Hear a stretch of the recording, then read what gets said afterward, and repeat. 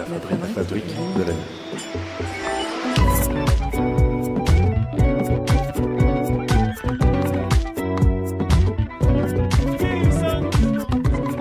Sur cette juriste chronique, je me suis réveillé ce matin, je me suis dit bon, qu'est-ce que je vais faire Brexit. Bon, c'était déjà pris par l'ami Colin. Et il y avait encore plus frais, il y avait la QPC de Cahuzac. Alors la QPC, on se demande ce que c'est quoi QPC. Alors, sachez que à la fin, c'est un truc le sexuel, code, c'est un truc sexuel. Le code général des impôts a gagné 1, Cahuzac 0. Et oui, Cahuzac a perdu sa QPC. Mais la QPC, c'est quoi? C'est question pour un champion, question particulièrement chiante, ou question prioritaire de constitutionnalité. Même si qui c'est peut être d'ailleurs une question particulièrement chiante. exactement. Donc même si c'est particulièrement chiant, la QPC est une question prioritaire de constitutionnalité. Et par une décision du vendredi 24 juin 2016, le Conseil constitutionnel a rejeté la QPC déposée par Jérôme Cahuzac et ses avocats de la SCP Pivnica et Molinier exerçant dans le très chic 17e arrondissement parisien.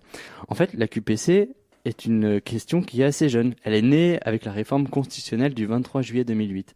C'est une question prioritaire de constitutionnalité qui peut être posée par tout justiciable devant le juge chargé de son affaire.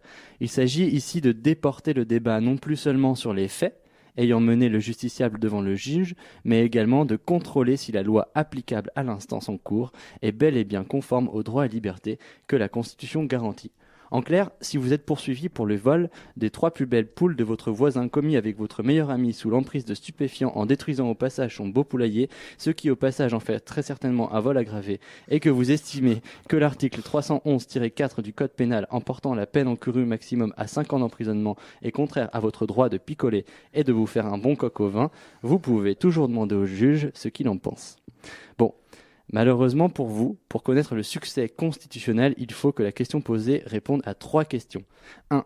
La disposition contestée doit être applicable au litige. 2. La disposition contestée ne doit pas avoir déjà été déclarée conforme à la Constitution. 3.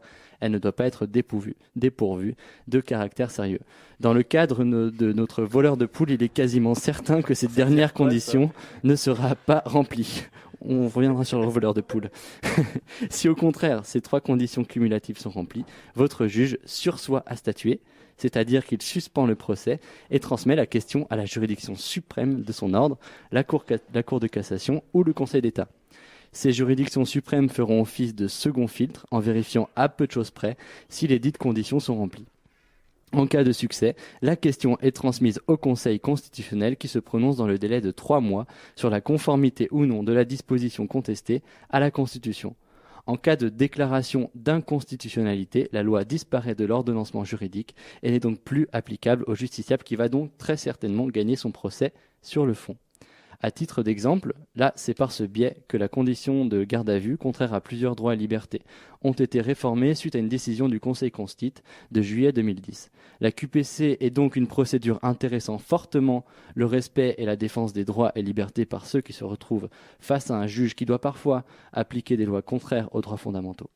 Mais alors, pourquoi ce pleurnichard de Jérôme Cahuzac est-il allé quémander la bienveillance de la Constitution à son égard ?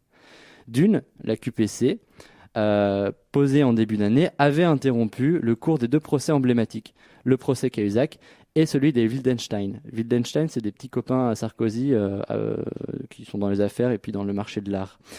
De 2, les avocats de Jérôme Cahuzac soutenaient que l'on ne peut être poursuivi à la fois par une autorité administrative, le fisc, et une autorité judiciaire, le tribunal correctionnel.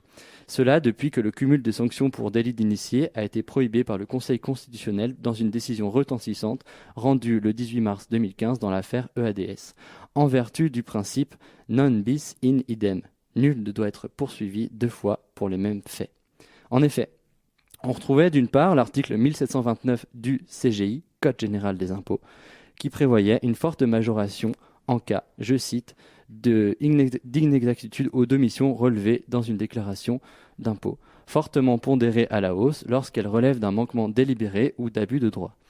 D'autre part, on avait l'article 1741 du CGI qui, je cite, disait « Quiconque s'est frauduleusement soustrait à tenter ou a tenté de se soustraire frauduleusement à l'établissement ou au paiement total ou partiel des impôts est passible, indépendamment des sanctions fiscales, d'une amende de 500 000 € et d'un emprisonnement de 5 ans. » Manque de bol, Pour l'ex-premier ministre du Budget, le Conseil constitutionnel, avec à sa tête Laurent Fabius, également ancien ministre, lui a fait la peau et lui donne une bonne leçon de droit.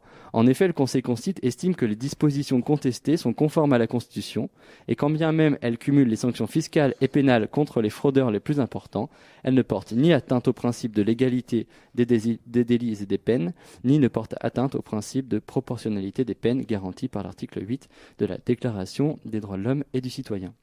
En guise de petit rappel bien senti, le Conseil écrit aux fraudeurs potentiels que la sanction prévue, je cite, vise à garantir la perception de la contribution commune et à préserver les intérêts financiers de l'État. Premier point. Elles assurent également le bon fonctionnement du système fiscal qui repose sur la sincérité et l'exactitude des déclarations souscrites par les contribuables.